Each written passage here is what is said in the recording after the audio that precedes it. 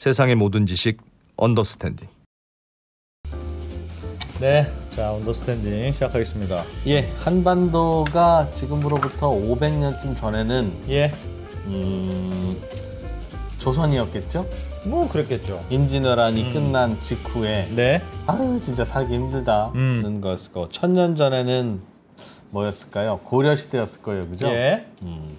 그보다 그 더 옛날에는 도대체 네. 어떻게 됐는지. 그렇죠. 그거서 이제 조금 더 가면 우리 통일신라 이 정도까지는 아는데 그보다 1000년쯤 전에는 한반도는 누가 어떤 사람들이 어떻게 살았을까? 네. 이거 우리 국사책에서 시험에 잘 나오는 거 한 3개 정도만 외우면 되는 거라서 공부 안 하고 넘어가거든요. 그렇습니다. 예, 다음 중 빗살무늬 토기가 사용된 뭐 그 시기는 그 시기는 뭐 이런 거, 뭐 그렇지. 반달 모양의 돌칼 뭐 이런 거 몇 개 외우고 그렇습니다. 지나가면 되는 거라서 우리 공부를 참 안 했던 시기인데, 사실 요때가 정말 한국인을 이해하기 위한 정말 중요한 시기고, 그렇습니다. 한반도의 환경과 지형과 이 지오그래피가 우리나라의 한국인의 사실상 역사와 DNA를 만들었다.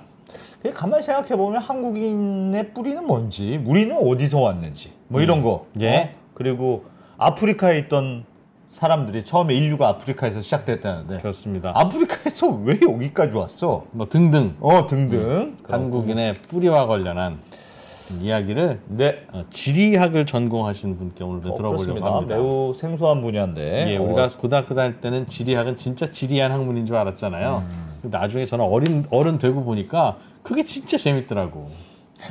네, 그렇습니다. 네. 서울대학교 지리학과 박정재 교수님 모시고 한국인에 대해서 예. 우리가 어떻게 생겨먹게 됐는지 좀 배워보겠습니다. 어서 오십시오. 안녕하십니까? 네, 안녕하십니까? 네. 네. 야. 서울대학교 지리학과면 진짜 지리학은 지리학을 배우는 거 아니에요? 어. 지질구층, 층 이런 거 배우는 거 아닙니까? 지리학이 공부하는 게 굉장히 많습니다. 영역이 넓고 시공간적으로 아주 넓게 보는 학문인데, 네. 지질학은 땅 깊숙이 이렇게 보는 거라면은 지리학은 아무래도 지표면에 지표면에, 펼쳐진 지표면에 네. 뭐 인간 사회도 들어가고 지형도 들어가고 토양도 들어가고 기후도 들어가고 생물도 들어가고요. 다양하게 그렇게. 들어갑니다. 그럼 교수님은 대학교도 지리학과를 처음에 나오셨어요? 네. 지리학과 입학할 때는 그런 학문인 줄 아셨습니까? 몰랐을 것 같아. 잘 몰랐을 것 같아. 뭔지 잘 모르고 왔어, 솔직히. 예, 좀 알고는 들어갔습니다. 알고는 내가 좀 들어갔습니다. 지리에 밝아. 한번 간 집은 안 잊어버려. 뭐 소질이 좀 있어. 이렇게. 옛날에는 솔직히 그랬어요. 그런 건 모르고. 아니었는데, 네, 저는 길은 잘 못 찾거든요. 네. 근데 뭐 계기가 있어가지고 지리학과를 들어갔습니다. 역시 재밌죠, 해보니까.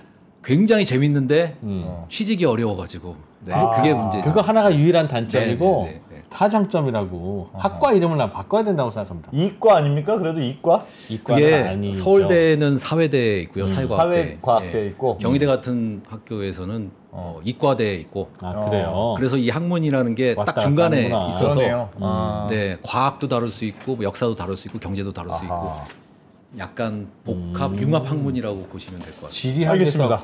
과학이나 수학이 들어가는 경우도 있어요. 네, 학문 분야에. 네, 저도 사실은 자연과학 베이스고요. 네, 물리과학, 생물, 지구과학 이런 거 조금씩 다 배우고.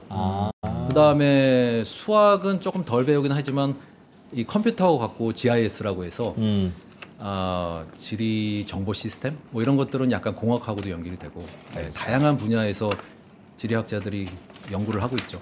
네, 예. 알겠습니다. 오늘의 주제는 요거 교수님이 갖고 오신 요겁니다. 요거. 네, 이 교수님이 작년에 한국인의 기원이라는 책을 쓰셨는데 그래서 그 책에 있는 내용을 좀 중심으로 설명해 예. 주실 것 같은데 네. 한국인은 그럼 어떻게 이렇게 생겨먹게 살았는가?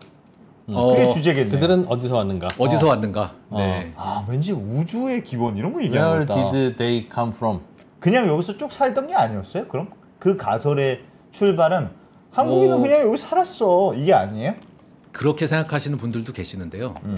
우리가 주류 지금 우리 한반도에 살고 있는 사람들은 저는 아프리카에서 출발해가지고 이렇게 이동해 와서 한반도에 도착했다라고 생각하거든요. 근데 일부 또 학자들은 그건 아니고 각 지역별로 집단들이 있었고 그 집단들이 진화해가지고 각 지역의 그 사람들이 됐다 이렇게 얘기하시는 분들도 있습니다. 근데 많지는 않고요. 예. 주류는 아프리카에서 출발해가지고 다 퍼져나갔다는 아프리카에서 게 인류가 시작돼서 주류 가설입니다. 네. 그 사람들이 유럽으로도 가고 그렇죠. 네. 한국까지도 오고. 네. 당시만 해도 아프리카가 되게 살기 힘든 곳이었나 봐요. 다들 그쪽에서 자꾸 출발해서 뛰쳐나온 거 보니까. 그러니까. 마음에 들었으면 계속 거기 살았을 텐데. 그러니까 제 좋을 것 같은데 생각은 아프리카에서 살기 좋았을 때는 움직이질 않았겠죠 많이. 당연히 근데 그랬을 것 같아요. 아프리카에서도 기후가 막 변하고 식량이 부족해지니까 아니면은 또 뭔가 환경이 변해가지고 사냥감 동물들이 막 아프리카를 빠져나간다거나 그랬을 때 사냥감을 쫓아서 빠져나가기도 하고 기후 변화 때문에 식량이 부족해서 먹고 살기 위해서 다른 지역으로 막 이동하기도 하고 하기도 하고. 그러면서 빠져나갔죠.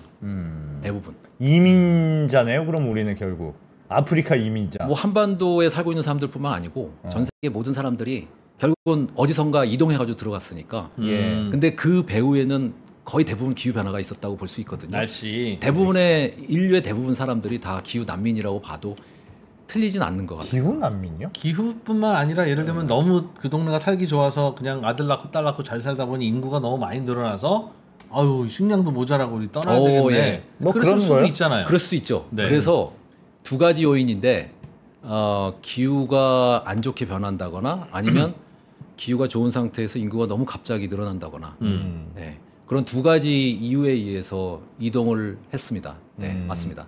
자연 환경적인 영향도 있고 인문 환경적인 영향도 있는 거죠. 인구 증가 같은 경우는 또 더 좋은 곳을 찾아서 떠났다.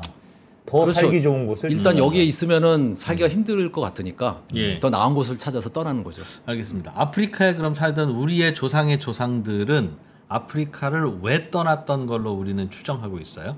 아까 말씀드렸다시피 기후가 안 좋아지면서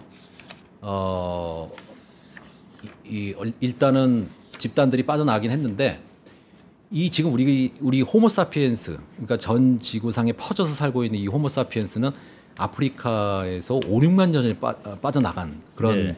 집단이거든요. 사실은 그 전에도 다른 호모사피엔스가 빠져나갔고요. 그 전에도 또 다른 호모사피엔스가 빠져나갔습니다. 아프리카에서 예. 그리고 기존의 유라시아에는 네안데르탈인도 살고 있었고 데니소바인이라고 또 다른 호모 속의 친척종이라고 볼 수가 있죠. 호모사피엔스에 또 살고 있었고. 그런데 5, 6만 년 전에 빠져나간 호모사피엔스가 왜 빠져나갔냐면은 여기는 오히려 환경이 좋았을 때 빠져나갔다고 얘기를 하거든요. 네. 원래 사하라 사막이 굉장히 크게 분포를 하고 있는데 예. 북아프리카에 환경이 조금 수빈해지면서 이쪽 동아프리카 그러니까 사하라 사막의 동부 지역에 초원길이 열린 거예요.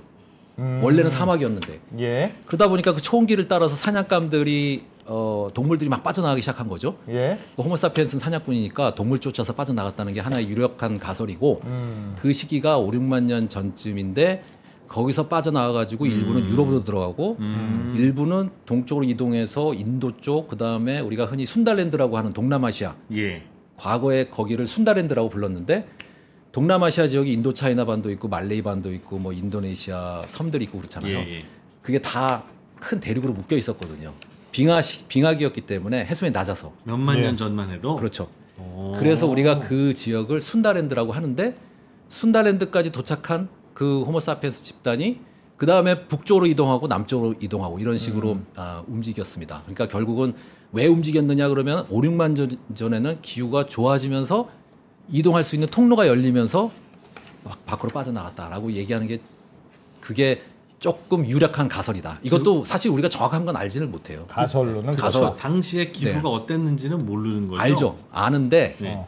그게 사실은 기후가 좋게 변하고 나쁘게 변한다고 해서 꼭 인간이 대대적으로 움직이라는 법은 없으니까 그래, 우리가 그러니까. 100% 확신은 못하는 거죠. 예. 그런데 같은 사람들이 흩어져서 누구는 일부는 유럽인이 되고 일부는 한국인이 되고 일부는 그럼 말레이시아인이 된 건데 네네. 그렇게 서로 생김새가 달라요? 아, 진짜? 아니 그러니까 처음 빠져나왔을 때는 거의 비슷했어요? 얼굴이 비슷하게 생겼는데 어. 이게 야. 올라가면 올라갈수록 햇빛 양이 줄어들잖아요. 네. 광량이 줄어들거든요. 예. 고위도로 갈수록 그렇게 되면 비타민 D가 생성이 잘 안 되니까 예. 피부가 투명해지는 거예요. 살기 위해서 아. 비타민 D를 생성을 해야 뭐 이런 뼈가 튼튼해지면서 예. 살아남을 수 있으니까 햇빛에 그러면서 민감하도록. 북쪽으로 올라간 사람일수록 얼굴이 투명해집니다. 네, 그래서 북유럽 사람들이 투명하고 예.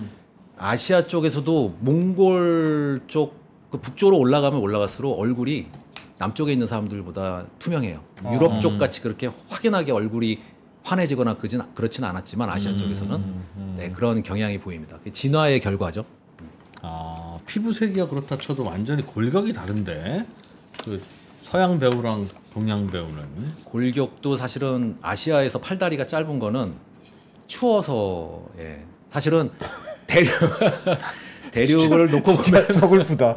이것도 가설이에요. 왜냐하면 대륙을 놓고 보면은 네. 서안이 그래도 환경이 좀 좋거든요. 동안은 네. 사실은 연교차가 굉장히 크잖아요. 겨울은 그렇죠. 굉장히 춥고 여름은 좀 덥고. 우리나라. 네, 예. 겨울이 추운 게 사실은 그게 치명적이거든요. 그러니까 팔다리가 짧아지면은 이게 몸에서 빠져나가는 열이 덜 대비 나가는 네, 거예요. 표면적이 줄어드니까. 몸을 움츠리고 그러다 보니 예. 그게 하나의 가설입니다. 아. 근데 아프리카 사람들은 열이 빨리 발산이 잘 돼야 더 유리한 거잖아요. 너무 더우니까. 그러니까 팔다리가 굉장히 길어요. 기르구나. 그래서 실제로 유럽 사람들보다 아프리카 사람들이 팔다리가 더 깁니다. 다리가 예. 굉장히 길죠. 그렇죠. 근데 이런 것도 하나의 가설이지 뭐 이게 정답이라는 것은 아니고요. 네, 그럼 맞긴 맞을 것 같아요. 네 맞을 것 같죠. 좀 야. 있음직한 야, 얘기입니다. 진짜 서글프다. 일단 아프리카를 빠져나와서 인도 어디 좀 왔다가 야 너는 저 북쪽으로 가서 유럽인 해라. 너희는 뭐 너 인도네시아인 해라. 우리는 한반도로 온 거네요, 그럼 그죠? 날씨 오. 이렇게 나쁠 줄 모르고. 아니 이럴 근데 줄은 몰랐겠지 와. 사실 이거 생각해 보시면은 혹은 왔는데 갇힌 거지. 바다로 이제 더 이상 오. 갈 데가 없네. 네네. 그래서 순달랜드에 도착한 집단 가운데 어. 일부는 남쪽으로 이동했거든요. 예. 그래서 호주 대륙 있는 그 예전에는 거기가 사울랜드라고 불렸습니다. 예. 그러니까 사울랜드라고 불려요. 그 대륙이 호주, 태지메니아 섬, 뉴기니 섬 여기가 또 한 대로 묶여 있었거든요. 예. 그래서 남쪽으로 내려온 그런 집단이 사실은 굉장히 실수를 한 거죠. 어떻게 보면은 북쪽으로 올라갔어야 했는데 북쪽으로 올라가면 훨씬 땅도 넓고 움직일 수 있는 공간도 많았고 지금 결국 보면은 중국의 인구가 굉장히 많잖아요. 네. 어떻게 보면은 모든 동물들이 삶의 목적이라는 게 본능적으로 유전자를 퍼뜨리는 게 목적이라고 본다면 북쪽으로 올라간 사람들이 어떻게 보면은 좀 무리하게 추운 곳을 찾아서 이해할 수 없지만 왜 북쪽으로 올라가는지 알기가 어렵지만 북쪽으로 올라간 사람들이 어떻게 보면 성공을 한 거죠. 남쪽으로 내려간 사람들은 그 섬에 갇힌 겁니다. 호주 대륙이 넓긴 하지만 거기도 사실은 주변만 사람들이 살만하고 가운데는 다 사막이고 인구가 늘어나기 어려웠죠. 그 다음에 나머지는 다 섬들이고 자그마한 섬들이고. 네. 그렇게 보면 북쪽으로 올라간 사람들이 현명했던 거죠. 몰랐겠지만. 요거 자료에 지도가 좀 있는 것 같은데 이거 같이 보면서 좀 볼까요? 네. 보면서 설명해 주시면 좋을 것 같네요. 아마 그 교수님이 요 자료를 이렇게 해주시면 화면에 띄워줄 겁니다. 네. 마우스를 쓰셔도 되고요. 네. 그래서 이 부분을 좀 설명을 드릴까요? 예. 네. 네. 그러니까 아프리카에서 한 5, 6만 년 전에 빠져나와가지고 인도 쪽을 통해서 여기가 이제 사울랜드가 위치하고 있었던 지역이거든요. 근데 아프리카에서 호모사피엔스가 기원했다고 했는데 이 호모사피엔스는 기본적으로 사바나 풀 있는 지역에서 기원을 했기 때문에 항상 오픈된 공간을 선호했어요. 그러니까 오픈된 공간이라고 하면 해안이죠, 해안. 예. 해안 아니면 초지, 숲은 굉장히 싫어했습니다. 그러니까 이렇게 해안을 쫓아서 이동을 하고 순달랜드에 도착해서도 순달랜드의 그 사바나 초지를 경로로 삼아가지고 이동을 해서 5만 년 전에 호주가 있는 사울랜드 쪽으로 넘어갔고 북쪽으로 올라간 사람들 가운데 일부가 이 대만 쪽으로 해가지고 일본으로 들어갑니다. 옛날에는 저기 붙어 있어서 아니 바다를 건너서 가는 거예요? 완전히 붙어 있진 않았고 바다를 이렇게 섬을 이렇게 징검다리 삼아가지고 예. 이동을 한 거죠. 근데 지금보다는 훨씬 섬 간의 간격이 좁았겠죠. 해수면이 낮았으니까. 그래서 조몬이라고 부르는 그 수렵 채집민이 일본의 원주민들인 과거 원주민의 선조라고 볼 수가 있는데 예. 그 조몬인이 처음에 한 3만 8천 년 전에 들어간 사람들의 조몬 수렵 채집민이 이 사람들의 후손이라고 보시면 되고요. 예. 예.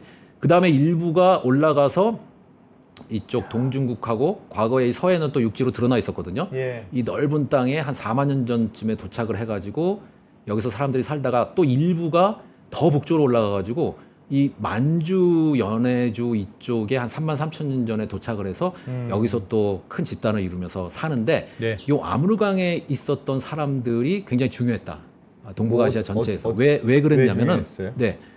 33,000년 전에 올라갔을 때는 그나마 그래도 빙하기였지만 조금 따뜻했던 시기거든요. 빙하기 내에서. 예. 근데 25,000년 전부터 엄청나게 추워집니다. 우리가 그 시기를 마지막 빙기 최성기라고 부르거든요. 굉장히 추웠던 시기가 25,000년 전에서 18,000년 전까지 7,000년 동안 이어지는데 예. 그러다 보니까 이 북쪽에 있던 사람들이 상당히 추위에 적응해 있었던 사람인데도 불구하고 추위가 너무 추워서 심하다 보니까 따뜻한 밑으로 데로 내려오자. 내려오기 시작하는데 이 아무르강 집단 사람들이 돌연변이 유전자를 갖고 있었고 그게 상당히 유리하게 작용했다는 가설이 있거든요. 예. 어떠한 돌연변이 유전자냐면 모유에서 비타민 D의 생성량이 늘어나는 그런 돌연변이 유전자가 이 아무르강 집단에서 생겨났고 네. 이게 자연 선택이 된 겁니다. 왜냐하면 다른 집단들은 이 아무르강 집단 말고 나머지 다른 지역에 있던 집단들은 그런 돌연변이 유전자를 갖고 있지 않았으니까 경쟁에서 밀릴 수밖에 없었던 거죠. 그래서 이 아무르강 집단이 25,000년 전부터 남쪽으로 내려오기 시작하는데 싹 쓸고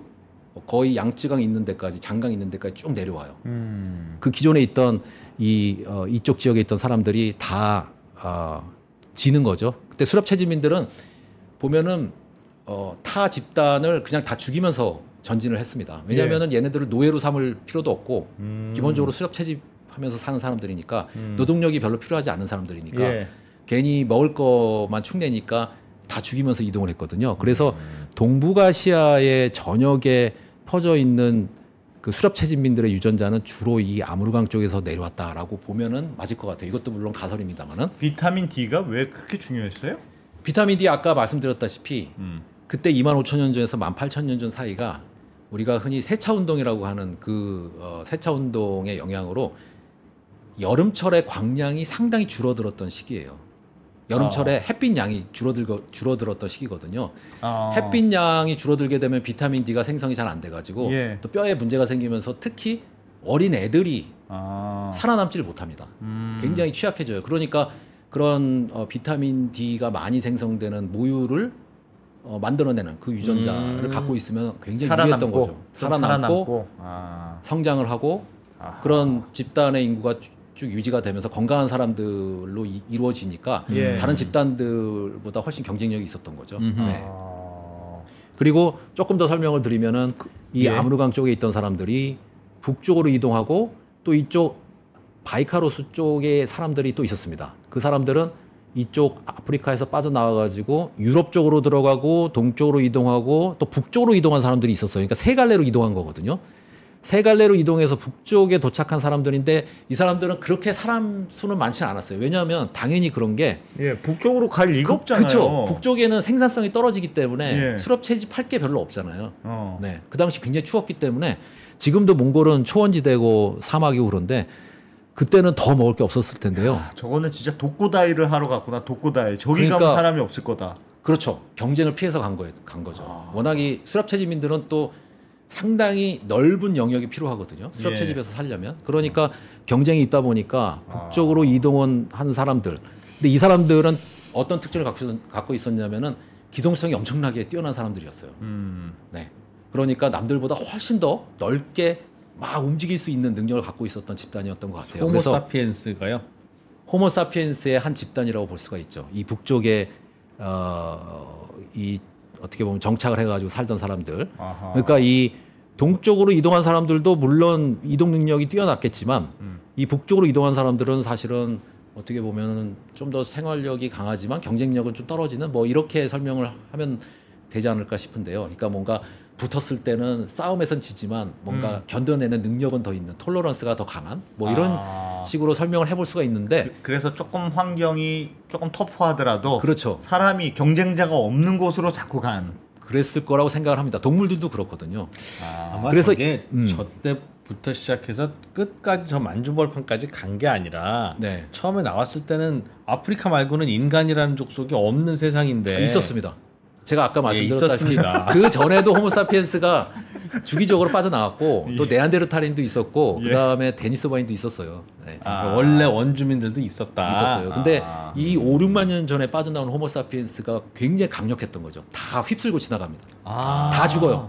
다 집단이 사라져요. 지나가면서 왜요? 유전자가 뭐 다 도구를 사용할 수 있고 뭐 똑똑해서 그렇습니까? 그게 아마 저는 그게 좀 어려운 질문인데요. 언어 능력하고 관계가 있을 거라고 보거든요. 네, 그때 5, 6만 년 전에 빠져나온 호모사피엔스가 완전한 언어 능력을 갖추고 있었을 것이다라고. 그래서 서로 커뮤니케이션이 잘 돼서 그렇죠. 싸움도 잘하고 협동력이 더 있고 뭔가 조직화가 잘 되니까 다른 집단에 비해서 유리했을 것이다. 그거는 어떤 증거를 통해서 우리가 알 수 있습니까? 만약 그런 일이 벌어졌다는 그것도 그런 일이 벌어졌다는. 유전자를 분석을 해보면 그런 언어와 관련돼 있는 유전자 돌연변이가 언제 나타났는가 연대를 추정해 보면은 그게 대체로 한 5, 6만 년 전쯤이라고 보거든요. 그 동네에 이미 나와서 살던 인류가 있었는데 네네. 그들로 인해서 그들이 다 멸종됐다는 것은 어떻게 또 알 수 있어요? 왜냐하면은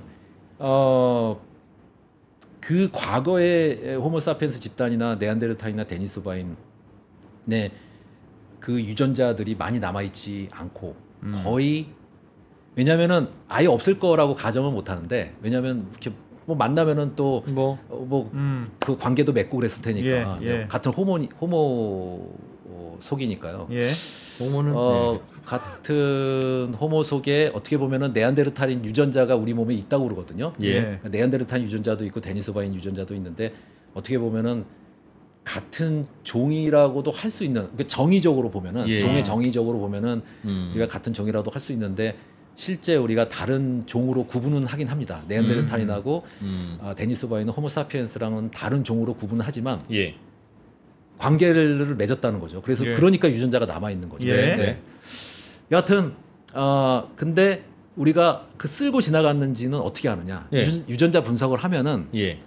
어느 정도 그게 나오는 것 같아요.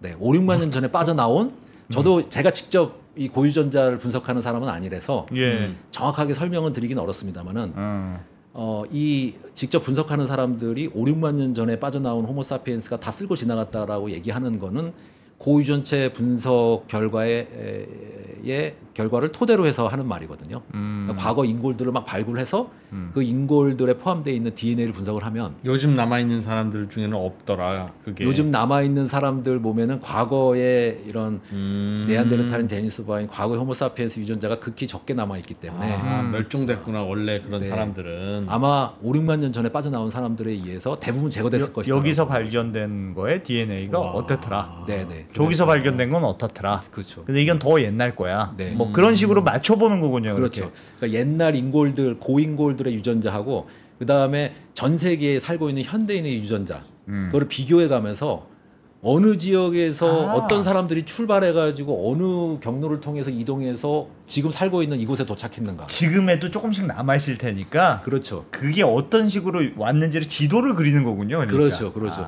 과거에는 사실은 고인골 분석이 어려워가지고 고인골 분석 거의 못하고 현대인의 그런 DNA 분석만 해가지고 막 짜맞췄거든요. 예. 어디서 왔을 것이다. 어허.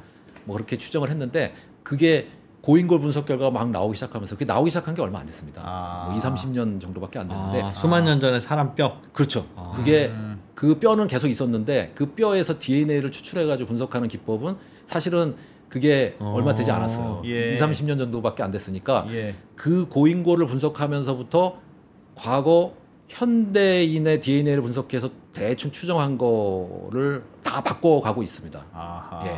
왜냐하면 이게 정확하게 얘기를 하려면은 500년 전, 1000년 전, 1500년 전, 2000년 전 뭐 이런 식으로 시기별의 고인골을 다 분석을 해야 예. 사람들이 어디를 통해서 어떻게 이동을 해가지고 여기까지 도착을 했는지 정확하게 알 수 있겠죠. 근데 예전엔 그런 게 없으니까 현대인의 그런 DNA 분석만 해가지고 추정을 했으니까 다 틀렸던 거죠. 근데 그게 다 왜 거짓말들이었는데 교수님들이 그렇다 외워라 했던 거네요. 그래 그 전에는 그랬을 겁니다. 그래가지고 그 고인골 분석을 해가지고 DNA 분석 결과를 발표를 해서 우리 몸에 네안데르탈 유전자가 2.5% 정도 있다라고 얘기하신 분이 굉장히 유명한 분인데 스반테 페버라고 그분이 2, 3년 전에 노벨상을 받았습니다. 네. 그러니까 이게 좀 어떻게 보면은 대단한 게 사실은 어떻게 보면은 과거 사람들의 그런 유전자를 분석을 해가지고 어디서 출발해가지고 어떻게 이동을 해서 어디에 도착했는가는 사실 현 시대의 사람들한테 그렇게 도움이 되는 그런 발견은 아니잖아요. 그렇죠, 예. 그렇죠. 그런데도 노벨상을 줬다는 거는 그만큼 사람들의 관심을 끌었다는 그런 얘기죠. 그게 우리의 뿌리가 어떤 거냐에 그렇죠. 대해서. 네네.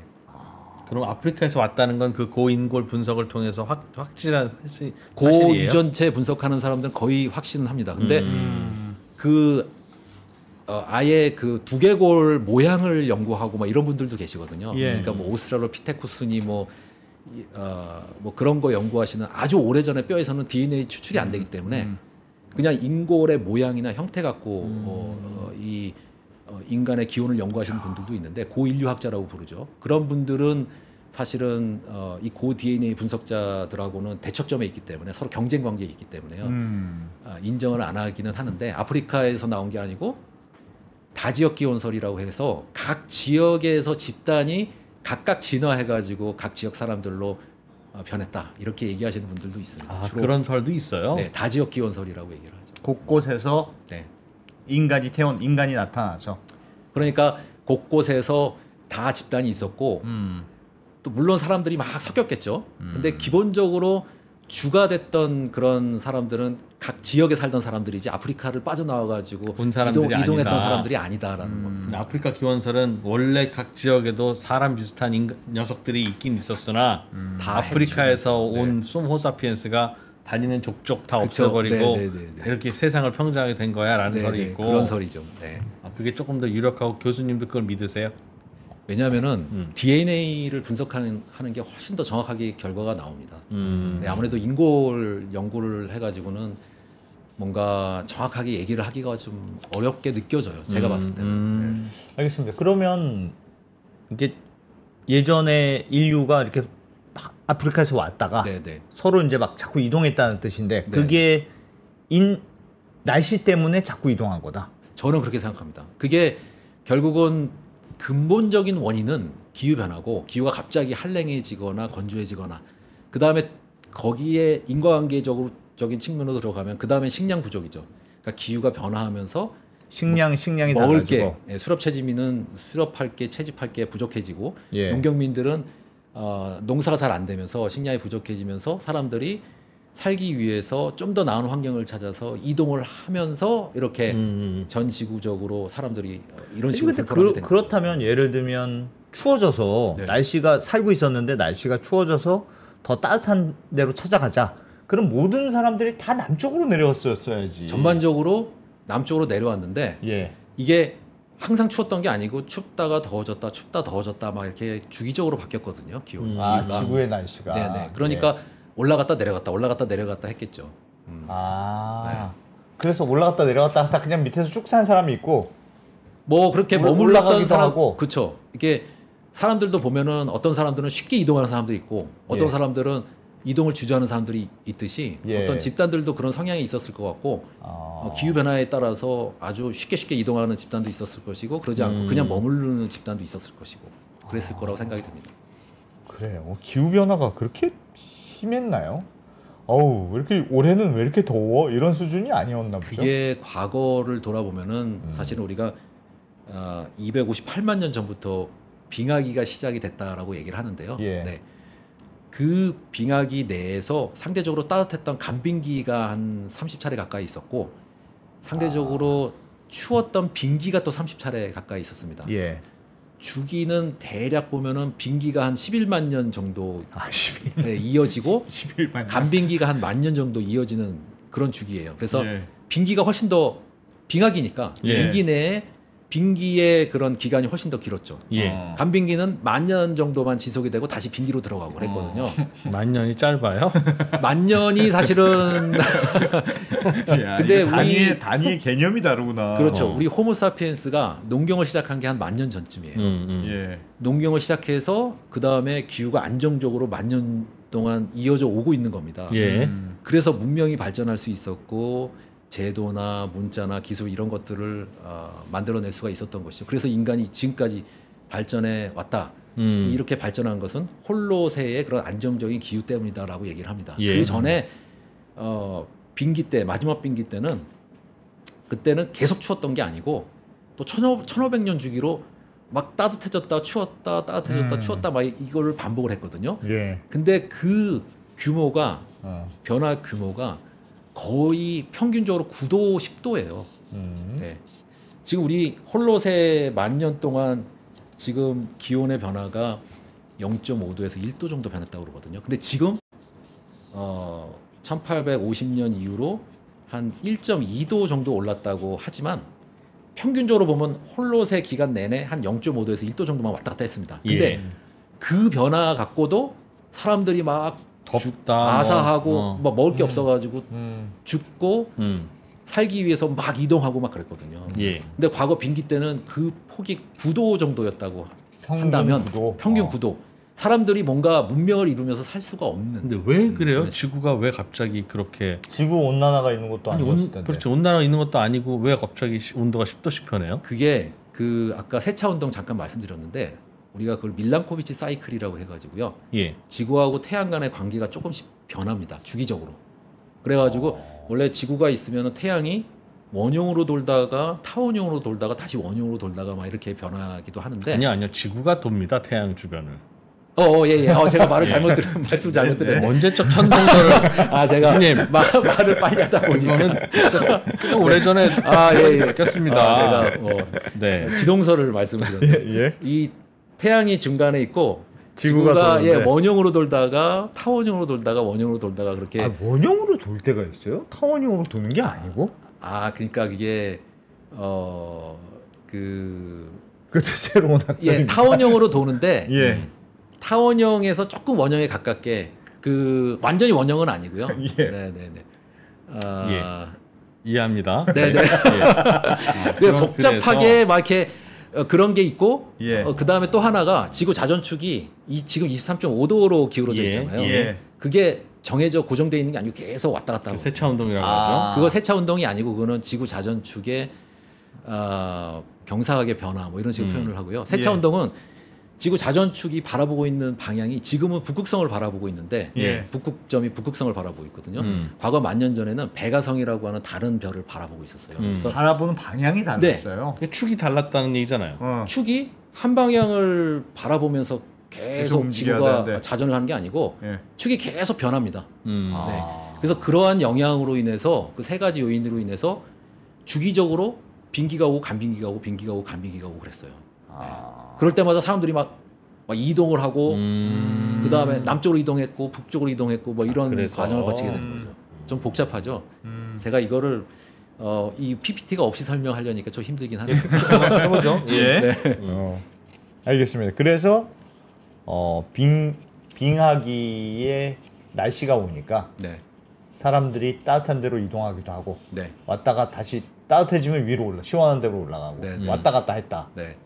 근데 빙하기였으니까 추운 날이 많았다.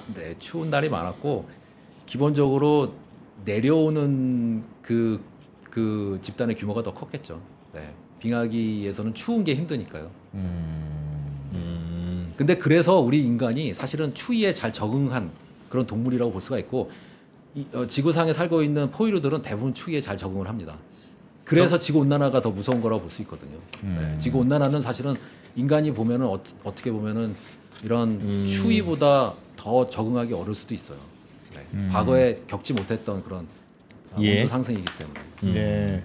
PPT도 더 준비해 오신 것 같은데요, 보니까? 준비를 했는데 아까 밀란코비치 사이클에 대해서는 제가 설명을 그거를 설명할 수 있는 PPT는 없었고요. 괜찮습니다. 준비해 오신 내용을 좀 들어보죠. 재밌는 학문이네 이게. 정답이 없으니까 가설이 많네. 일단은 주장해도 그렇죠. 뭐 가설이 특별히 많아. 틀렸다고 하지 않는 그런 학문 분야네. 논리적으로 설명을 하면은 받아들이는 사람 받아들이는 거고 믿지 않는 사람은 안 믿는 거고 그런 거죠. 재밌는 학문이라니까. 상상력이 넓어니야. 상상력이 좀 필요하고 약간의 사실 총균세나 사피엔스나 그런 것들도 다 이런 식의 연구랑 책이라고 보시면 돼요. 맞아요. 우리가 그런 책을 비키스토리라고 얘기하거든요. 근거가 그렇게 명확한 건 아닙니다. 그냥 그렇듯하니까 그런 설명력이 좋으냐 아니냐. 그렇죠. 얼마나 꼼꼼하게 짚어가면서 설명하느냐. 그게 책의 성패를 좌우하죠. 네, 보시죠. 이것도 설명을 드려볼까요? 준비해온 내용을 한 40. 그래서 제가 지금 이 지도는 그래서 한반도에 들어온 사람들이 어떠한 경로를 통해서 들어왔는가를 이것도 어떻게 보면은 화살표를 자의적으로 그린 겁니다. 그린 거고 좀 아까도 말씀드렸다시피 이 초원 지대에서 호모사피엔스가 기원해가지고 그 오픈된 초원을 통해서 이동을 해왔기 때문에 기본적으로 이렇게 좀 낮은 평탄한 지역에서 움직였을 것이다라고 가정하고 이렇게 막 제가 화살표를 그렸는데요. 일단 이 파란색이 수렵 채집민들의 이동 경로라고 보시면 되고 빨간색은 농경민의 이동 경로라고 보시면 됩니다. 빨간색 화살표가. 그래서 8,200년 전에 아무르강 쪽에 있던 사람들이 동해안을 따라서 내려와서 당시 비어있던 한반도를 채우게 돼요. 이 8,200년 전에도 굉장히 큰 추위가 있었어요. 네. 그 대서양 연렴순환이 교란이 됐다라고 표현을 하는데 그거에 대해서는 뭐 자세하게 설명 안 드리겠습니다. 신문에는 많이 나오는데 대서양 연렴순환이란 그 메커니즘에 대해서. 그래서 한반도에 수렵 채집민들이 들어왔고 그 다음에 농경민들이 들어오기 시작하는데 이 농경민이 사실은 한국인의 유전자를 거의 결정했다고 보시면 되죠. 왜냐하면 농경민이 인구가 훨씬 많았으니까 수렵 채집민들보다. 이 중국하고 북중국, 중국 동북부 지역, 그 다음에 남중국 여기에 4개 큰 집단이 있었는데 농경민 집단이 있었는데 장강에 변원경 집단이 있었고요. 그 다음에 황하강에 기장 농경을 하는 집단이 있었고 그 다음에 우리 한반도 사람들하고 가장 가까운 사람들이라고 볼 수 있는 요동 요소의 요하강 유역에 또 집단이 있었습니다. 여기는 기장 농경하고 그 다음에 수렵도 하고 목축도 하고 복합경제 집단이라고 부를 수 있는 다양한 생계 방식을 추구했던 집단인데 그럴 수밖에 없는 게 북쪽으로 올라가면 올라갈수록 농경으로 살기가 힘든 거죠. 생산성이 떨어지니까. 그다음에 이 아무르강 쪽의 집단들은 처음에 수렵 채집을 하다가 그다음에 점점 목축을 받아들여가지고 목축을 하게 되고요. 둘이 많이 다르진 않았겠죠? 뭐 그러니까 수렵 채집민하고 농경민하고 뭐 많이 다릅니까? 많이 다르죠. 많이 달라요? 네, 농경민 생김새도 옛날 달랐고. 생김새는 비슷했겠지만 생활 방식이나 문화가 완전히 다르죠. 그 인구도 훨씬 수렵 채집민 집단이 적었을 것이고 농경민 집단은 굉장히 크고 그 다음에 농경민 집단은 정주를 하잖아요. 수렵 채집민들은 끊임없이 움직이고. 조금 색다른 질문일 수 있는데 둘 중에 누가 더 행복했을까요? 그거는 수렵 채집민들이 행복했다라고 많이 얘기를 하죠. 그래요? 네. 자유롭게 돌아다니는. 농경민은 항상 식량 부족에 시달렸거든요. 먹을 게 부족합니다. 왜냐하면 수렵 채집민들은 뭔가 기후변화에 훨씬 더 적응력이 있었어요. 그러니까 기후가 안 좋아져서 먹을 게 부족해지면은 자기의 그 활동 반경을 넓혀가지고 가서 구해오면 되니까. 그렇죠. 그냥 사냥을 해오면 돼 그냥. 근데 농경민 같은 경우는 기후가 안 좋아지게 돼서 식량이 부족해지면은 자기가 살고 있는 그 터전이라는 게 엄청나게 많은 노력을 기울여가지고 막 밭도 조성하고 뭔도 조성하고 그렇게 해가지고 오랜 시간 투자를 한 곳인데 거기를 버려야 되잖아요. 그러니까 이동을 잘 못하죠. 이동을 못한다는 것은 식량이 부족한 상태로 계속 버텨야 되니까 굉장히 힘들죠. 그러니까 행복하기가 어렵죠. 그래서 농경을 시작한 게 인간 사회 인류에게는 불행의 씨앗이었다라고 얘기하는 사람들이 많이 있습니다. 자유롭게 그냥 돌아다녔어야 되는데. 그렇죠. 근데 농경을 시작 안 했으면 지금 우리 이런 문명을 이룰 수는 없었겠죠. 잉여 생산이 중요했는데 수렵 채집민들이 잉여 생산을 할 수가 없으니까. 그때 구해 먹는 게 더 구해 먹기가 편했다. 그렇죠. 살 수는 있었다는 거죠. 생존을 할 수 있었지만 농경민들은 기후가 안 좋아지면은 죽어야 되니까. 그렇죠. 실존적 위협이죠. 실존적 위기에 빠질 수밖에 없는 거죠. 리스크가 있었던 거네요. 잘 되면 풍족하고 그렇죠. 잘못되면 망하고. 그렇죠. 그러니까 풍족한 시절에 애 많이 낳아놓고 또 잘 안 되면 굶다가 열어 죽고. 그렇죠. 그랬구나. 그러니까 이 조금 더 설명을 드리면요. 그래서 이 아무르강 쪽 집단, 요하강 집단, 황하강 집단, 양치강 집단 사람들이 기후가 안 좋아질 때마다 막 섞여요. 기후가 안 좋아지면 사람들이 먹고 살기 위해서 막 움직이기 시작하거든요. 그러니까 기후가 좋았을 때는 집단이 그대로 머무르면서 인구가 늘어나고 문화가 발전하고 경제가 성장하고 이런 과정을 거치게 되는데 기후가 안 좋아지기 시작하면 사람들이 살기 위해서 막 이동을 하면서 섞입니다. 그래가지고 이 중국 내에서 막 섞이고 그 중에 요하 쪽에 있던 사람들이 주로 또 추위를 피해서 남쪽으로 내려오는데 그 요하 쪽에 있던 사람들이 주로 가고자 했던 곳은 황하 쪽이었을 텐데 여기가 넓으니까 여기는 경쟁이 심하니까 일부가 이 요동의 산지를 건너서 이 한반도 쪽으로 내려왔는데 그게 주기적으로 내려왔다는 겁니다. 그 추위와 건조함이 500년 주기로 나타났거든요. 그 기후 변화가 제 생각에는 적도 서태평양의 해수면 온도랑 많은 관련이 있을 것 같아요. 인도네시아, 필리핀 쪽에 해수면 온도가 낮을 때마다 이 한반도를 포함한 동북아시아 지역이 좀 한랭해지고 건조해졌거든요. 아무래도 그쪽 적도 서태평양 쪽에서 크루시오 난류를 타고 해류가 이동을 하기 때문에 이쪽이 따뜻해지면은 뭔가 열하고 수증기가 더 많이 전달이 되기 때문에 동북아시아 지역으로. 근데 적도 서태평양 쪽에 바닷물 온도가 떨어지면은 전달되는 열하고 수증기량이 줄어들거든요. 그래서 한랭 건조해진다라는 가설인데 그게 500년마다 적도 서태평양 바닷물 온도가 떨어지는 시기들이 도래를 했습니다. 그럴 때마다 추워지니까 주로 요하 쪽에 있던 사람들, 그러니까 요하강 쪽에 있던, 요하라고 얘기하는 게 더 맞겠네요. 요하 쪽에 있던 사람들이, 요하 유역 쪽에 있던 사람들이 500년 주기로 기후가 추워질 때마다 한반도로 내려와서 기존의 수렵 체지민들하고도 섞이고 이미 와 있던 농경민들하고도 섞이고 이러면서 계속 섞여서 한국인이 됐고, 그중에 일부가 또 일본으로 건너가가지고 야요이 문명이라고 일본의 최초의 변원경 문화를 일구게 되고요. 그 이후에도 한반도에서 기후가 안 좋아지면 일본으로 많이 건너갔습니다. 아무래도 일본이 더 따뜻한 데로 따뜻하고 더 수변한 데를 찾아서 가는 거니까. 그리고 기본적으로 한반도에서 일본으로 많이 넘어갔기 때문에 뭔가 네트워크가 있었거든요. 그래서 바다 건너는 것을 그렇게 어려워하지 않았던 것 같아요. 한반도에서 많은 농경민들이 일본으로 넘어가서 일본에 아까 제가 잠깐 설명드렸습니다만 기존에 있던 수렵 체진민들이 조몬 수렵 체진민들이거든요. 그 조몬 수렵 체진민들의 세력이 굉장히 강성했는데 일본에서는 우리나라 한반도에 살고 있던 수렵 체진민들은 그렇게 세력이 세지가 않았습니다. 근데 일본은 조몬 수렵 체진민이 강성했는데 그 조몬 수렵 체진민들을 이 농경민들이 인구로 눌러버린 거죠.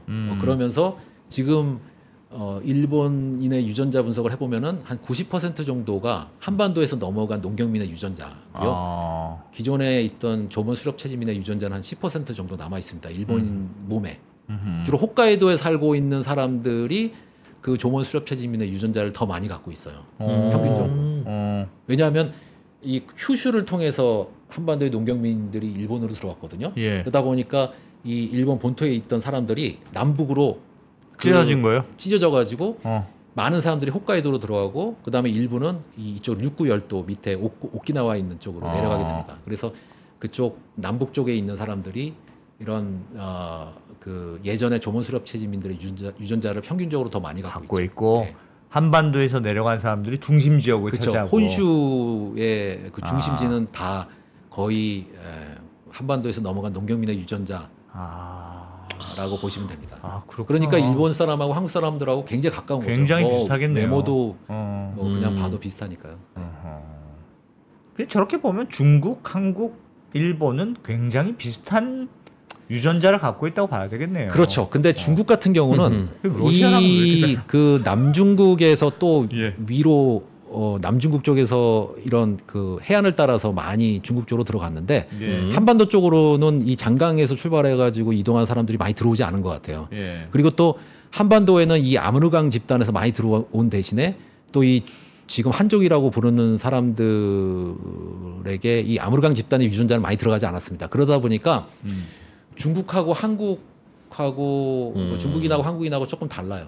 한국인은 일본인하고 비슷하고 중국이랑 달라요? 중국인하고 저기서 밑으로도 가고 위로도 가고 했는데요. 그런데 한국인하고 일본인에 가까운 거랑 비교해 보면은 중국인은 좀 멀리 있다. 왜냐하면 중국인은 남중국에서 좀 한족으로 유전자가 좀 들어갔고 이 아무르강 집단의 유전자가 덜 들어갔기 때문에. 하지만 한국인하고 일본인 같은 경우는 같은 농경민들이 거의 대부분의 유전자를 전달했기 때문에 상당히 유사한 거죠. 조몬 수렵 체지민의 유전자를 빼면은 한국인하고 일본인은 거의 비슷하다고 볼 수가 있고 한국인하고 또 가까운 집단이 몽골인들이죠. 몽골인들이 옛날에도 뭐 몽골인하고 우리 한국인하고 비슷하다 뭐 얘기 많이 나왔었잖아요. 그 이유는 요 아무르강 집단하고 랴오강 집단이 사실은 한국하고 일본인을 형성한 주축 집단이었는데 이 사람들이 인구가 어느 정도 됐기 때문에 북쪽으로 또 이동을 한 겁니다. 몽골 초원 쪽으로. 그러다 보니까 몽골의 기존에 아까 바이칼 쪽에 정착했던 그런 기동성 높은 또 집단이 있었다고 그랬잖아요. 그 집단하고 이 아무르강 집단, 랴오강 집단이 들어가가지고 거기서 섞여요. 그래서 지금의 몽골인이 형성이 된 거죠. 그래서 몽골인은 어떻게 보면은 좀 유럽인의 유전자도 갖고 있습니다. 왜냐하면 이 바이카로스 쪽에 있던 사람들이 이 동서로 넓게 움직여가지고 유럽 쪽으로도 들어갔거든요. 네. 그리고 또 동쪽으로 이동을 해가지고 이 아무르강 집단하고 섞여가지고 베링 해협을 건너서 아메리카로 건너갑니다. 그래서 아메리카 원주민의 선조가 되는 거죠. 네. 그래서 아메리카 원주민의 몸 안에는 지금 현대인을 원주민의 유전자를 분석을 해보면 유럽인 유전자가 3분의 1, 그다음에 예. 아시아인의 유전자가 3분의 2 이렇게 나와요. 아 네. 그래요. 네. 그래서 이 아메리카 원주민들의 이 바이칼 쪽에 살고 있었던 사람들이 유전적으로 많이 기여를 했다라고 보시면 되고, 근데 이 사람들이 한반도나 일본의 사람들한테는 영향을 못 준 걸로 보입니다. 왜냐하면 이쪽에 인구가 많기가 어렵죠. 네, 기본적으로 생산성이 떨어지는 곳이기 때문에 주로 인구가 많은 쪽은 이 남쪽의 중국 동북부 지역, 북중국, 한반도, 일본이었기 때문에 여기서 북쪽으로 올라갔지 북쪽에 있던 사람들이 이쪽 내려오질 않았군요. 인구가 많은 쪽으로 굳이 내려올 수가 내려올 필요도 없고 내려와봐야 살 곳이 없었던 거죠. 마땅히 경쟁이 심하니까. 그래서 약간 이거를 제가 왜 이 얘기 말씀을 드리냐면은 그러니까 환단고기라는 역사서가 있잖아요. 네. 근데 환단고기에서 얘기하는 게 우리 한국인의 시원이 바이카로스다라는 거거든요. 네. 근데 그쪽에 사람들이 살고 있었던 건 맞지만 저는 이제 논리적으로 생각해 봤을 때 그쪽에서 유전적으로 뭔가 한반도 쪽에 한반도 쪽에 살고 있는 사람들한테 유전적으로 기여를 했을 가능성은 적다. 기본적으로 사람 수가 많지 않았고 이쪽에 동북아 지역에 많은 사람들이 살고 있었기 때문에 이미 살고 있는 사람 일부가 위로 올라간 그렇죠. 거지. 그렇게 봐야지. 위에서 내려온 게 아니다. 네. 그래서 몽골 쪽에 있는 사람들하고 한반도 일본 사람들이 외향이 비슷해진 거지. 저쪽에서 이렇게 내려온 거는 아니다. 저는 그렇게 말을 합니다. 근데 뭐 이거 굉장히 이런 식으로 얘기하면 또 싫어하시는 분들이 많이 있긴 있습니다. 네. 보니까 뭐 다 섞였구만. 많이 섞였죠. 그러니까 인류 역사에서 한국, 일본, 중국이 국경 나누고 산 건 뭐 얼마 되지도 않네요. 그렇죠. 네. 어떻게 보면은 4세기 이후부터는 단일민족이라고 얘기해도 뭐 틀리진 않는데 우리가 과거를 보게 되면은 결국은 다 섞여 있는 거거든요. 그 전에는 국경 자체가 없었기 때문에 사람들이 막 돌아다녔을 것이고 농경민들도 여기 농경하기 힘들다 그러면 막 남쪽으로 내려오고 다른 지역으로 이동을 하고 뭐 자유롭게 움직였을 테니까 그때로 돌아가 보면은 단일민족이라는 개념 자체가 해당이 되는 그런 집단은 있을 수가 없는 것이죠. 지금. 근데 저렇게 이동을 열심히 하다 물론 굉장히 오랜 시간에 거쳐서 이동을 했겠습니다만 네. 그게 이동이 좀 멈춘 거라고 봐야 돼요. 지금은 지금은요? 어느 순간부터 덜 이동하기 시작하는 걸로 봐야 돼요. 그렇죠. 점점 그 지역에 정착하는. 그럼 왜 국경이 그랬을까요? 생겼으니까. 국경도 있고 국경도 생기고 주민등록도 있고 영주권도 있고. 그렇죠. 네. 한반도에 정착한 사람들은 잘 정착한 거라고 볼 수 있어요. 야 왔더니 날씨가 좋았구나 이렇게 볼 수 있습니까? 아니면 야 너 하필 여기로 왔니? 그게 저는 항상 뭐 긍정적으로 보려고 하니까요. 네. 어떻게 보면은 좋았던 거는 그 냉정하게 사실은- 얘기해 주세요. 냉정하게. 좋았던 거는 예. 중국하고 굉장히 가까이 붙어 있다는 게 상당히 유리한 측면이 있었다라고 옛날에 봅니다. 네. 예 왜요? 왜냐하면 중국에서 모든 게 유럽은 우리가 흔히 중동 지역이라고 하는 거기서부터 농경이 시작이 돼가지고 거기서부터 문명이 막 만들어지고 그랬거든요. 네.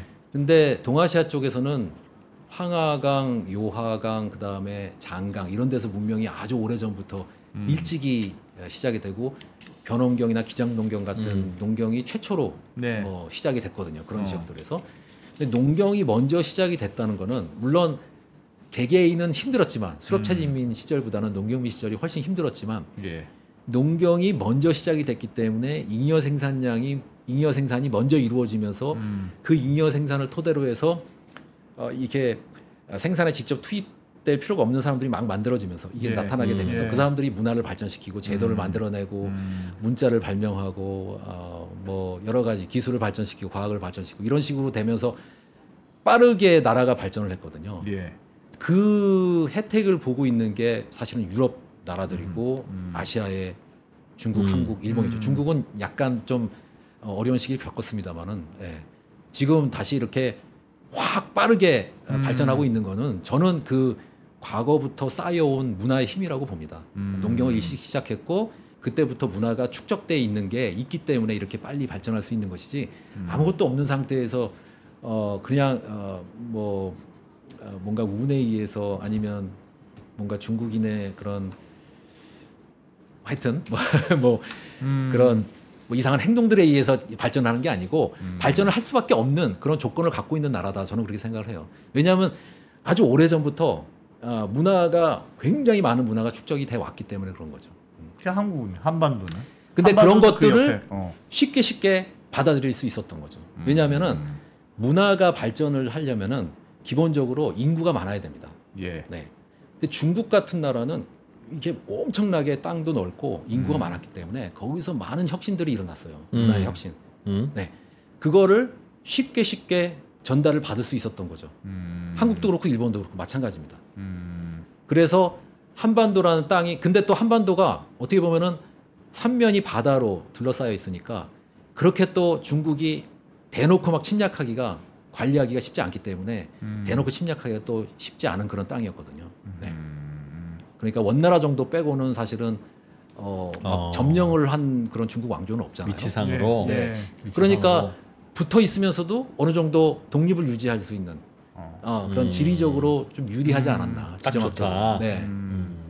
문명이 발생하는 조건을 갖춘 곳이 인구도 많고 네. 그게 이제 큰 한 나라여야 되니까 쉽지는 않았을 텐데 그게 바로 우리 옆에 있었다. 그렇죠. 네.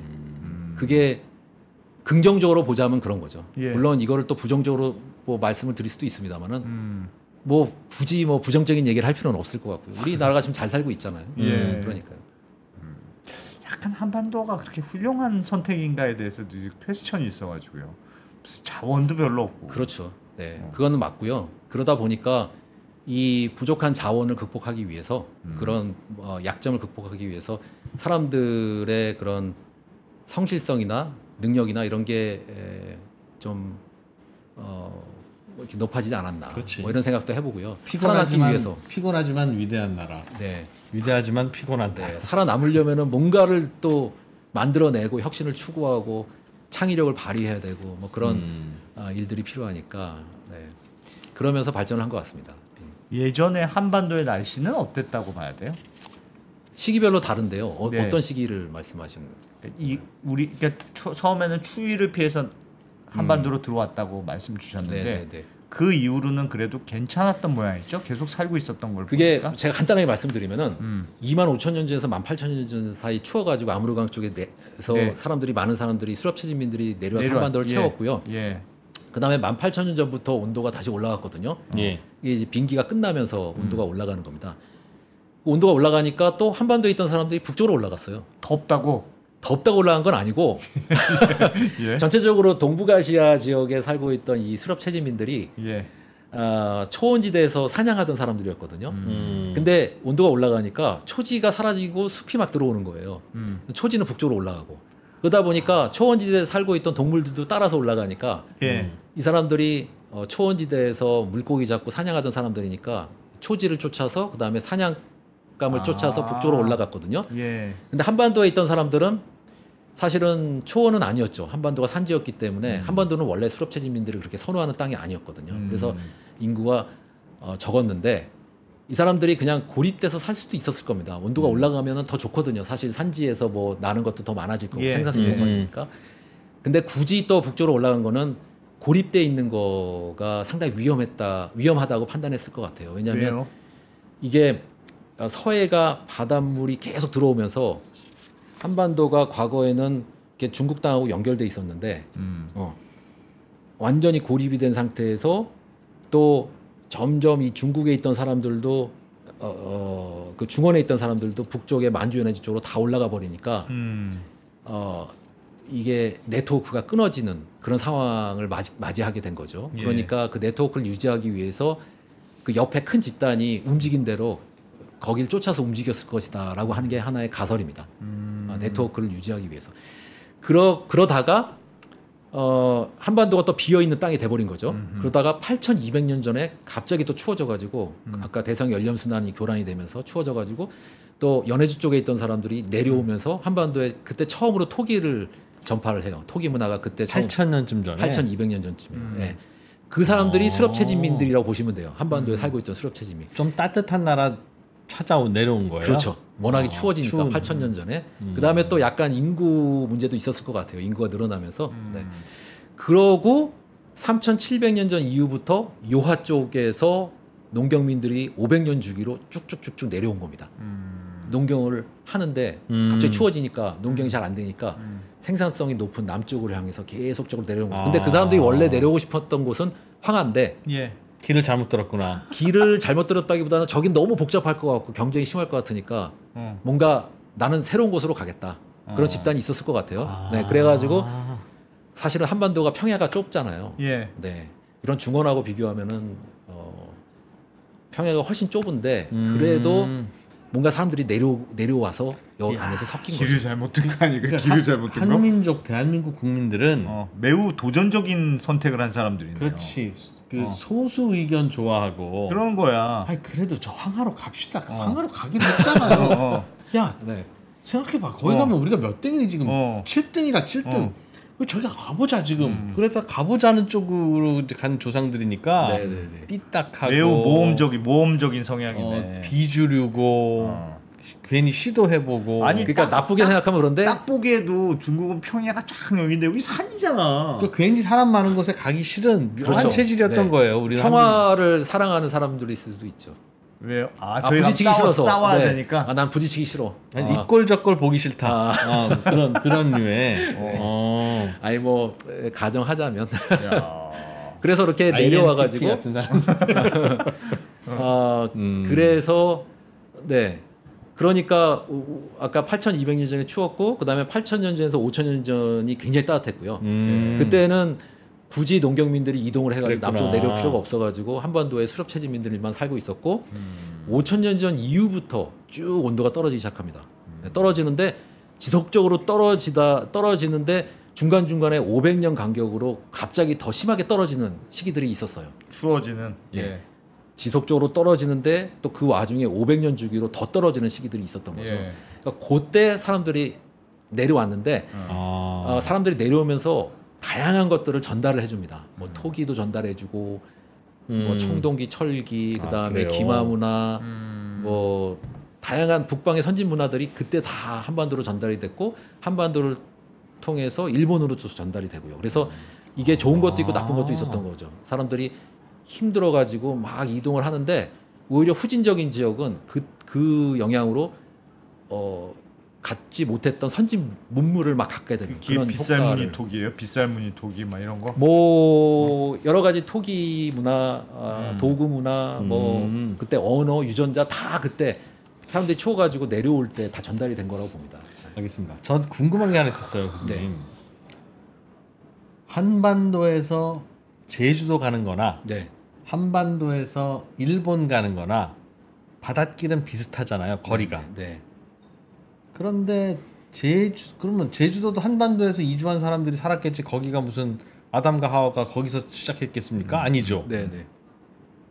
그리고 일본도 한반도에서 이주해 간 사람들이 주로 지배계층도 이루고 문화도 그랬다는 거잖아요. 네. 네. 그러니 컨셉은 같은데 네. 비슷한데 제주도 말은 알아듣겠어요. 예. 그렇게 떨어져 있으니까 애매하긴 한데 무슨 말인지 알아듣겠는데 왜 일본 말은 왜 못 따로 알아듣겠냐? 배워야 되지 도저히 추측이 안 되잖아요. 네, 네. 어순만 같을 뿐이지. 네. 그래서 만약 백제든 어디든 한국인이 일본으로 건너가서 거기서 노예 생활을 했다면 아예 다른 말을 썼겠으나 지배계층이랑 어울렸다면 지배계층 쓰는 말이 일본의 표준말이 됐을 거 아닙니까?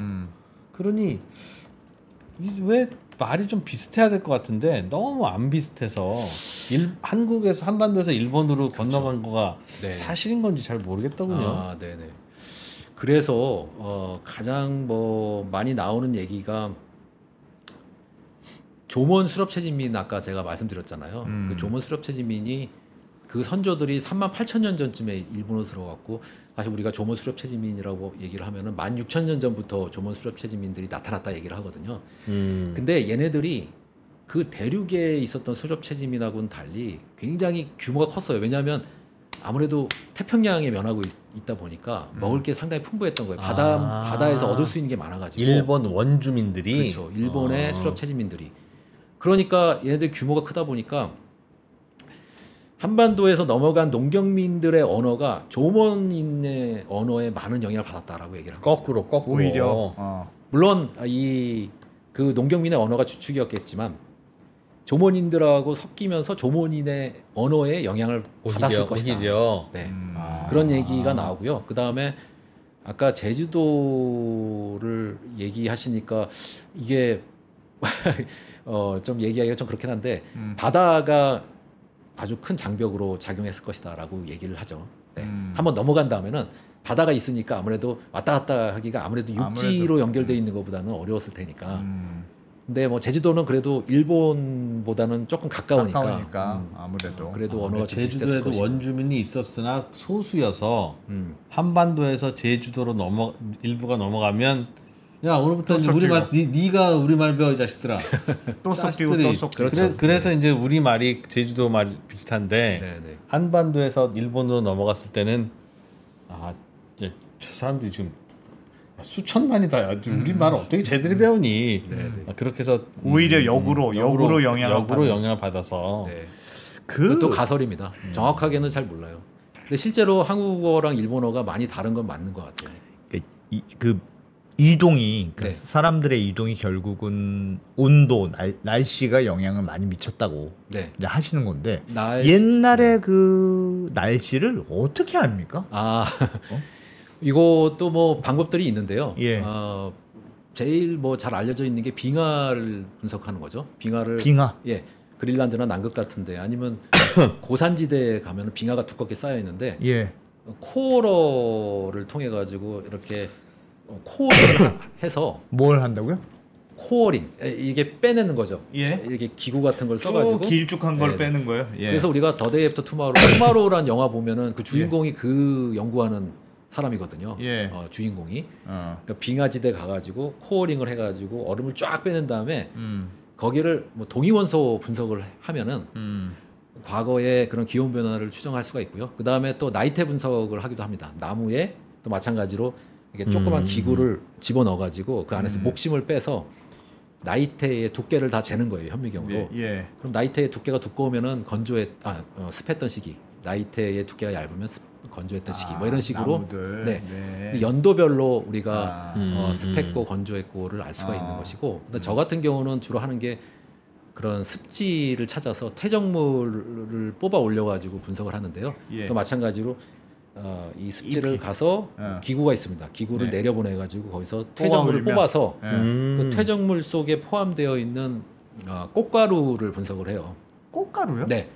그래서 그 퇴적물이 유기물, 그 다음에 탄산염, 그리고 뭐 실트나 클레이 같은 그런 토사로 이루어져 있는데 화학약품을 써가지고 다 제거하고 화분만 남겨놔서 그거를 염색한 다음에 슬라이드 위에 올려놓고 현미경으로 무슨 꽃인지 동정을 하는 거죠. 어떠한 꽃에서 나온 화분인지 꽃가루인지. 네, 그래서 그걸 보면은 5,000년 전에는 소나무 화분이 많은 거 보니까 소나무가 많았네. 그다음에 4,000년 전에는 참나무 화분이 많은 거 보니까 참나무가 많았네. 이런 식으로 딱 기록을 만들 수가 있거든요. 예. 그러면은 결국은 나무나 풀이 어떤 온도에 잘 자라는 나무인지 다 알고 있거든요. 네, 그래서 그러한 나무나 풀이나 이런 걸 보고 그런 비중의 변화를 보고 기후가 어떻게 변했는지를 추정해서 연구를 하는 거죠. 나름 괜찮구나. 야, 진짜 그건 과학이네. 그다음에 또 그 동굴 석회암 동굴에 가면은 석순이라고 있습니다. 위에서 내려오는 게 종유석이고 거꾸로 위에서 내려오는 거. 네, 이 아래에서 성장하는 게 석순인데 그 석순을 잘라서 석순이 탄산칼슘인데 그 탄산칼슘에 또 산소 동위원소 분석을 하면 과거의 강수량 변화를 또 추정할 수 있거든요. 강수량을. 네. 와. 그래서 석순 연구도 굉장히 많이 하고요. 네. 그래서 여러 가지 자연에 있는 시료들을 찾아서 분석을 해서 과거 기후 변화를 복원을 하죠. 야. 근데 이게 완벽한 기후 변화 아니고. 복원 자료는 아니지만 어느 정도는 정확하게 대충 나오니까 그거 만년 갖고- 단위는 알 수 있어요. 만년 단위. 아니죠. 뭐 나이트 같은 경우는 1년 단위로 알 수 있는 거죠. 1년에 하나씩 만들어지니까 나이트가.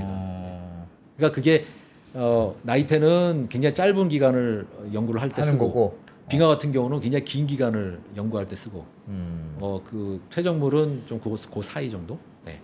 그러니까 다 각기 그 잘 적용이 되는 그런 시간대가 있습니다. 시료별로. 교수님은 완전 옛날에 맨날 상상하시면서 사시겠네. 근데 약간은 추리 소설 읽는 느낌이라고 보시면 되는데요. 뭔가 결과 분석해서 결과가 나왔는데 이게 왜 이렇게 변했는지를 막 상상을 해야 돼요. 가설을 만들어 보고. 가설을 만드는 거죠. 그래서 사람들마다 어떻게 보면은 다르게 해석할 수도 있는데 같은 데이터를 갖고 근데 어떤 게 더 논리적이냐 이거는 뭐 리뷰어들이 보고 이 정도면 뭐 논리적이네 통과 뭐 하면은 이제 그게 유력한 가설이 되는 거고 뭐 그런 셈이죠. 그러니까 사실이라는 건 없는 거죠. 뭐 추정이고 가정이고 그런 거죠. 가설이. 예전에 기후가 많이 바뀔 때는 몇백 년 사이에 막 10도도 막 변하고 그랬다고 그랬잖아요. 네네.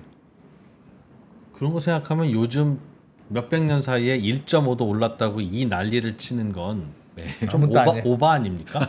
옛날 걸 보다 보면 그런 느낌이 들 수는 있을 것 같아요. 아니면 올라갔다 또 다시 내려오기도 하고 하는 건데 원래. 왜 과거에는 그렇게 10도씩도 변했던 시대가 한두 번이 아니었는데 1.5도 가지고 이런 난리를 치며 그런 난리를 치는데 지리학자들은 왜 입 다물고 가만히 있어요? 그게 지금 정확하게 아셔야 될 게 뭐냐면은 이 10도가 왔다 갔다 했을 때는 수렵 채집민들이 살았던 시기죠. 네, 수렵 채집민들은 버티면서 살 수 있었죠. 움직이면 되니까. 네. 추워지면 내려가고. 그렇죠. 이게 이동하는 사람들이니까 동물하고 똑같다고 보면 되죠. 동물도 뭐 빙기나 간빙기 때 온도가 뭐 10도 이상 벌어지면은 그냥 발이 있으니까 이동 메커니즘이 다 있으니까 식물도 마찬가지고 왔다 갔다 했거든요. 사람도 마찬가지거든요. 근데 지금 우리는 뭐 그렇게 온도가 많이 변하게 되면은 큰일 나는 거죠. 네. 우리가 그렇게 막 이동을 막 마음대로 할 수 없잖아요. 이동을 그러네. 진짜 미래에 하게 될지도 모릅니다. 미래에 만약에 4도 정도 올라가게 되면은 우리가 그 산업화 이전 대비라고 하면 산업화 이전을 1850에서 1900년 사이의 평균 온도 그거보다 4도 이상이 올라가게 되면은 티핑 포인트가 넘어갈 수도 있다. 뭐 이렇게 얘기하는 사람들이 있거든요. 그렇게 되면은 중위도 지역 대부분이 다 사막으로 변한다고 얘기를 해요. 시뮬레이션을 해보면. 그러면 시베리아가 옥토가 되고 그렇죠. 북극이 살만한 서늘한 지역이 되고 그럼 이동해서 살면 되는데 이동해서 사는데 공간이 좁아지니까 거주 가능한 공간을 차지하는 사람은 살아남고 차지하지 못하는 사람들은 그냥 죽는 겁니다. 이거는. 네. 그러니까 이거를 실존적 위기라고 하는 거죠. 지구가 망하는 건 아니네요. 그렇죠. 지구는 망하지 않고 저는 인류도 멸망할 거라고 멸종할 거라고 생각 안 해요. 그러니까 러시아가 번성하고 아일랜드가 옥토가 되고 어떤 나라도 번성하기는 어려울 거라고 봅니다. 저는. 왜냐하면 올라가면서 엄청난 인간성의 파괴가 있을 거라고 생각이 들어요. 막 살아남고 살아남지 못하고 뭐 이런 집단들이 막 생겨날 거 아니에요. 그 과정에서 인간성 다 파괴되고 완전히 새로운 질서가 인류가 만들어질 거다. 아니, 저는 지금 아프리카 같이 더운 나라 사막들이 미래에 4도가 올라가면 이제 중위도 지방이 그렇게 된다는 건데 이미 그러고 있잖아요. 그런데도 거기서 그냥 살고 팔짱가 보다 하고 거기서는 그렇게 살고 날씨 좋은 데는 야구르지롱 하면서 자기들끼리 살고 아무 문제 없이 인류가 살고 있지 않습니까? 근데 그게 사실은 기온이 중요한 게 아니에요. 기온이 4도 올라가는 거 온도가 많이 올라가고 뭐 비가 많이 오고 이런 것 때문에 살지 못하는 게 아니고 식량 부족 때문에 못 사는 겁니다. 사막으로 변한다는 거는 그 지역에서 살면서 자급자족하면서 살 수가 없다는 얘기거든요. 식량 생산이 안 된다는 거거든요. 그러면 식량을 수입해 와야 되는데 그러면 저 북쪽에 있는 나라에서 아니 우리도 어떻게 될지 모르는데 니네 나라에 뭐 식량을 수출할 수 없다 이렇게 나올 거거든요.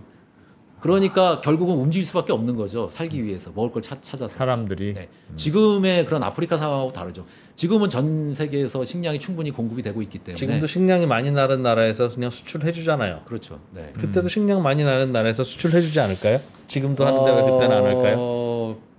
근데 그렇게 예상하는 사람들은 없는 것 같아요. 그러니까 항상 보면은 최악의 상황을 가정하는 것은 맞습니다. 그건 그러니까 대비를 그렇게 하는 거죠. 농지가 지금보다는 많이 줄어들다고 생각할까요?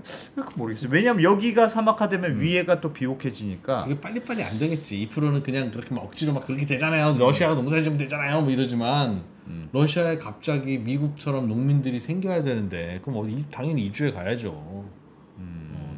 지금은 시베리아가 추우니까 사람이 거기밖에 없지만 거기가 옥토가 되면 거기에 이제 캘리포니아처럼 많이 가서 살아야 되니까 교수님 말씀처럼 이주를 하겠죠.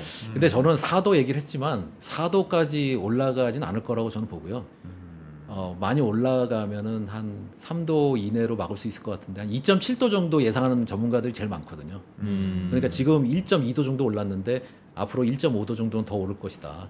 근데 지금도 사실은 어떻게 보면은 기상이변이나 자연재해 이런 것들이 많이 발생하고 있는데 여기서 1.5도가 더 올라가면은 어떠한 심각한 상황이 나타날지는 모르는 것이고 물론 과학기술이 발전을 해가지고 이런 것들에 대해서 적응을 할 수도 있는데 어려울 수도 있고 근데 우리가 이런 것들을 생각을 하고 있어야 된다는 것이죠. 마냥 그냥 넋놓고 그냥 괜찮을 것 같은데 아직은 괜찮은데 뭐 계속 그렇게 편안하게 생각하면은 나중에 큰일이 올 수도 있다. 위험할 수도 있다. 특히 위험한 게 우리 같은 사람들이 위험한 게 아니고요. 가난한 나라에 가난한 그런 좀 취약계층들, 취약 집단들이 문제가 있을 수 있는 것이고 그런 집단에서 문제가 생기면 결국은 그게 그 사회 혼란이 발생하게 되는 것이고 그런 혼란이 그런 국내에서만 국한돼서 일어나는 게 아니거든. 다 여파가 전달이 되거든요. 마치 지금 이스라엘하고 이스라엘, 이란, 그다음 미국 막 전쟁하면서 우리가 막 원유 가격 오를 것 같네 막 이렇게 걱정하잖아요. 이런 식으로 어떤 한 지역에 문제가 생기면 그게 전 세계로 다 여파가 퍼져나가기 때문에 사실은 이렇게 취약 나라나 취약 계층, 취약 집단이 만들어지는 것을 최소화하는 게 중요합니다. 네. 그렇지. 그래 지금 뭐 온도가 올라가면 물이 바다 수면이 올라가서 그냥 섬이 그냥 잠기는 나라도 그렇죠. 있다고 하니까 네. 그런 사람들이 이동을 하면은 그건 무조건 이동해. 그건 무조건 이동해야 되는 거잖아요.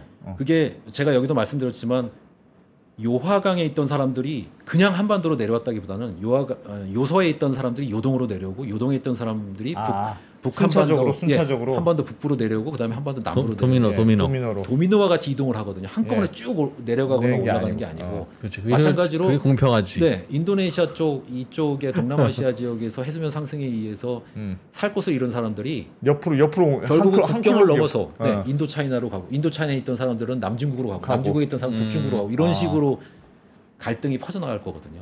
이동과 갈등이. 그러니까 우리나라라고 안전할 수는 없는 것이죠. 물론 바다로 이렇게 가로막혀 있어서 좀 유리한 측면이 없지 않아 있습니다만. 네, 그런 한반도에 그런 역사가 있었다. 한반도는 단군 할아버지가 세운 줄 알았죠?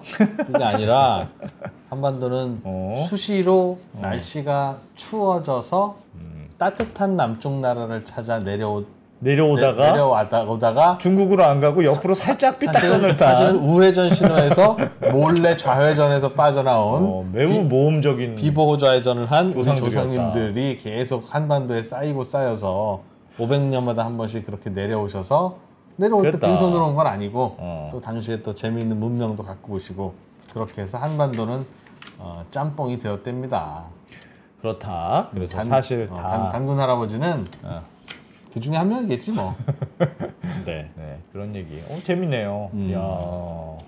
자, 재밌는 학문 지리학 박정재 교수님. 네, 잘 들었습니다. 고맙습니다.